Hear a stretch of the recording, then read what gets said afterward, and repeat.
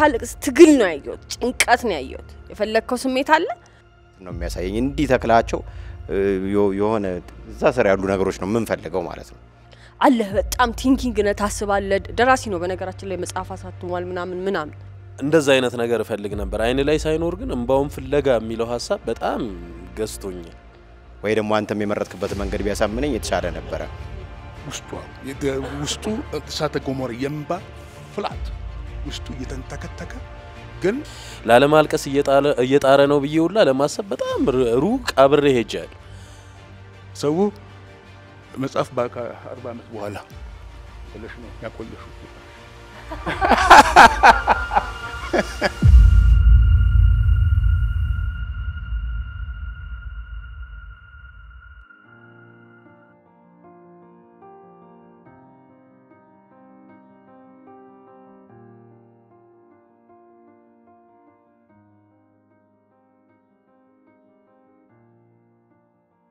ሰላም አሉ ማማስካለች ደምን ዋሉ ልጅወት ነው በጣም የሚያምር ልጅ አሉት እውነት ነው ሰላም አሉ አገኛቸዋለሁ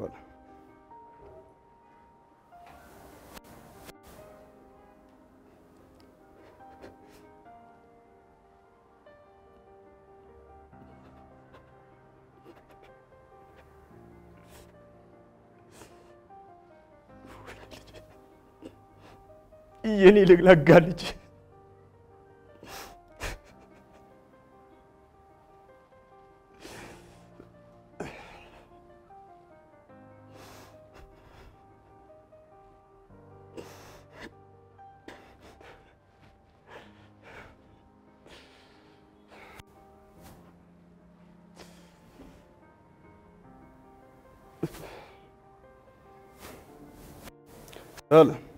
ሰላም አቶ በቀለ እንዴት ነው ደህና አለን ሰላም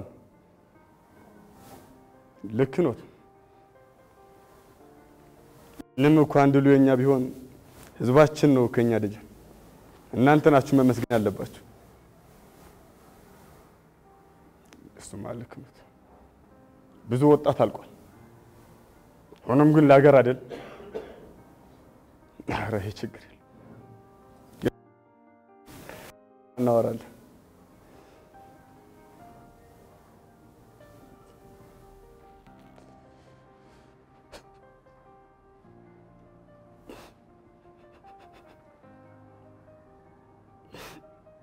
ምን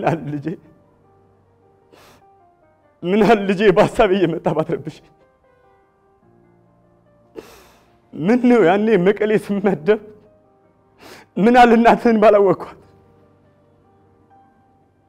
አንተም ባልተወለድክ በረሃም ባልወጣህ ነበር እኔም ባልገደልኩ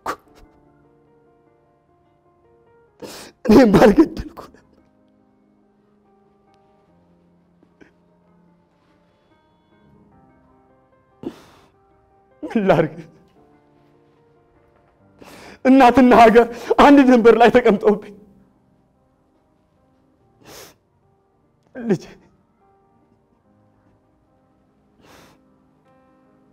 ልጄ እኮ ማንን ጥዬ ማንን ላንሳ استنين فرد አሁን በመጣው ሰላም ዝቤጋ እድል ልበል ወይስ ለገደልኩ ልጅ ይጅላል ከሰ ማንጋሉን ፍረዱኝ ማንጋሉን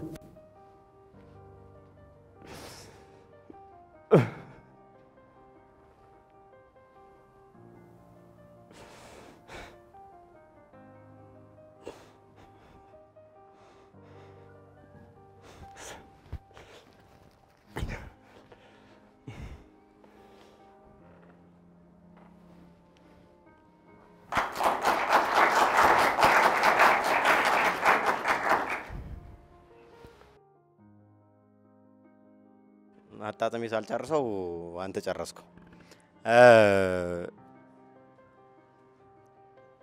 ጥሩ ቴክስት ነበረ። ትንሽ ደግሞ ትንሽ ቢፍታታ ደግሞ በደም ይበልጥ ወደው ነበር ቴክስቱ እንደ ቴክስት ያለንበትን እውነት ስለሚናገር ማለት ነው።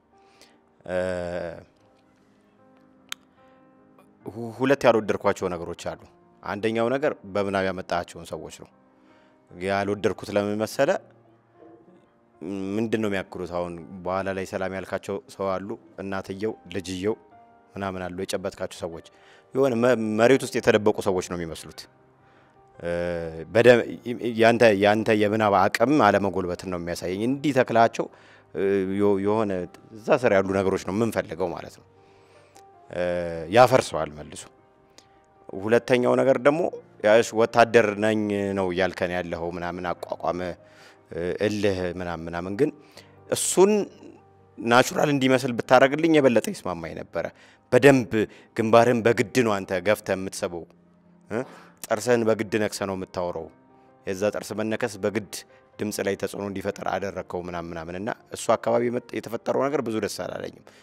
ይሄ ስናየው ዝም ብሎ ኮስተር ያለውን ሰውዬ ቢሆን ምርጫ የነበረ እንደ ምርጫ ወይ ደግሞ አንተም የመረጥክበት መንገድ ቢያሳምነኝ የተሻለ ነበረ። ትንሽ ማሰብ ትንሽ መሰራት ይቀርዋል ብዬ አስባለሁ። አንተ ኖርማሊ በጣም ብሎኪንግ አለው ሰውነት በጣም ማለት ነው። ግን በጣም አሜዚንግሊ ዛሬ በደንብ ማኔጅ አድርገዋል። ግን አሁን ልታልቅስ ትግል ነው ያየሁት፣ ጭንቀት ነው ያየሁት። የፈለከው ስሜት አለ፣ ልታወጣ የፈለከው ስሜት አለ። ቦዲ ያንን ሊሰራልህ አልቻለም። እንደውም ምን ጠቅመሃል መሰለ? የሆነ ካራክተር መወጠርህ አንተ እንዳይነቃብህ አድርጓል ቦዲ ብሎኪንግ። ለምን አሁን በዚህ ሰውነት ስራው ብለ በጣም ቦዲ ብሎኪንግ ያስቸግራል። ግን በጣም የማይልህ ነገር ያ የመጀመሪያ ቀን የመጣው ልጅ እና ዛሬ ያላችሁ ልዩነት is so amazing። በጣም አሪፍ ለውጣል። በዚሁ ከቀጠልክ ለውጥህ ያደገ ይሄዳል። አለ በጣም ቲንኪንግ ነው ታስባለህ። ደራሲ ነው በነገራችን ላይ መጽሐፍ አሳትሟል ምናምን በጣም ማአት ኳሊቲ አለ። እሱ ቲንኪንግ ምናምን ሰውነት ፍሎ እንዲያረግ አረዳህ። ፍሎ ያማረግ ነገሩ አለ፣ ብሎኪንግ አለ። እሱ ላይ በደንብ ስራ። እሱ ላይ በደንብ ከሰራ በአንተ ኮሚትመንት ምናምን ይመጣል። ግን አሁን ታውጣው የፈለከውን ኢነርጂና ሰውነት ያንን ተቀብሎ ለማድረግ ጭንቀት ነው እንጂ ያየሁት እኔ ካራክተር አላየሁም አንተ ላይ። ግን በጣም ለውጥ አለ። በጣም ከሰራ የምትለውጠው ነገር አለ። ብዙ አልጠላሁትም የሰራው ነገር ግን ይጨንቃል ያሰብከውን ነገር። እኔ እንደምረዳው አሁን ኮንቴክስቱ ለማልቀስ ውስጡ እየፈላ ግን ለማልቀስ የማይችልበት ውስጡ እሳተ ገሞራ የምባ ፍላት ውስጡ እየተንተከተከ ግን ኮንቴክስቱ አይፈቅድለትም። እዛ ያሉ ሰዎች አይችልም። እዚህ አጣብቂኝ ውስጥ ንቅንቅ ውስጥ ነው። ለማልቀስ ፈልጎ አቅቶት አይደለም። ካራክተሩ ራሱ ይሄ የሚፈነዳ እሳተ ገሞራ ነው። ዶርማንት ፈተና ነው።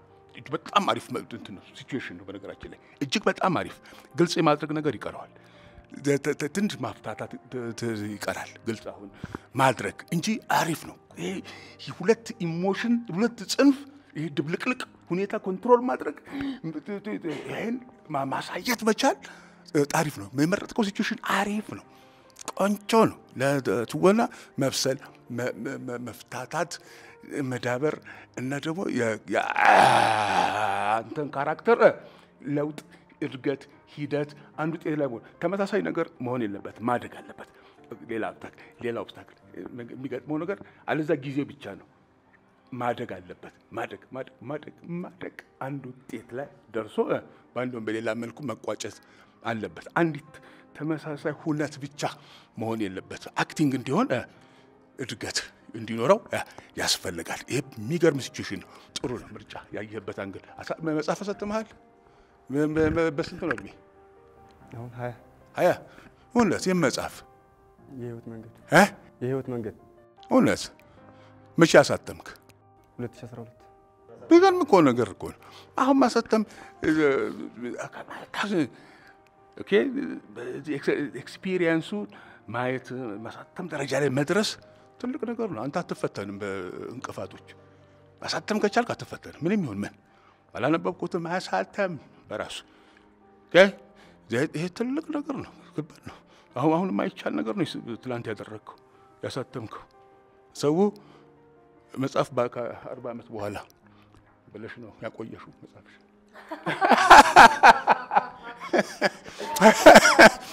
ነው። አንተ በጊዜ አየህ